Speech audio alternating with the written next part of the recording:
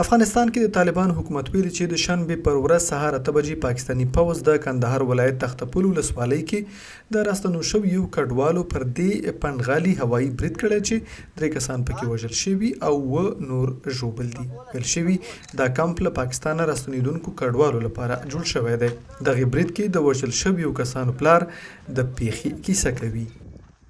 دوی زمون دي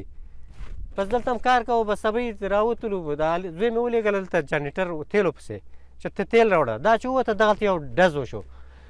دا بل زوی مې داسې رامنډه که ویې ناملا چیغې کړې په دې چیغو سره بس دې خوا نه بېرته راواپس شو موږ په دلته راووتلو چې په تېښته باندې بریالي شو بس چې دلته ولګېده بس نور موږ هم پوه نه شول یو هم په شا باندې ویوړه یو په اوږه باندې ویوړه بدغسې حالات. ډیورنډ کرښې ته نږدې د دغې پنډغالي مشر اسوسییټډ پریس خبري اژانس ته ویلي چې وژل شوي او ټپیان ټول د کمپ کارګر دي. نو موږ بیا ډېر کوشش کوو چې دلته به چا مهاجرت ثابت شو بیا به مو هغه استوله نو په دې کې باندې بمبار وکړي چې هغه کې د خوست او کابل او هغه مندکو هغه مسافر خلک شهیدان کړه مزدوران کارګر 2 نفره زخمیان کړه 2 نفره او 3 نفره شهیدان کړه.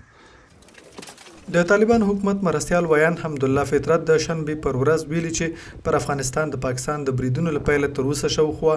52 ملکي وګړي وژل شوي او 16 نور ټپیان دي. حمدالله فطرت ویلي دغه بریدونه په کونړ، پکتیکا، ننګرهار، خوست او کندهار ولایتونو کې شوي او د قربانیانو ډیره برخه ښځې او ماشومان دي. هاخوا پاکستان بیا ادعا کړې چې په بریدونو کې له 300 ډیر طالبان وژلي او سلګونه نورې ټپیان کړي خو د طالبانو حکومت د دغه ادعا په اړه تر اوسه کوم څه نه دي ویلي.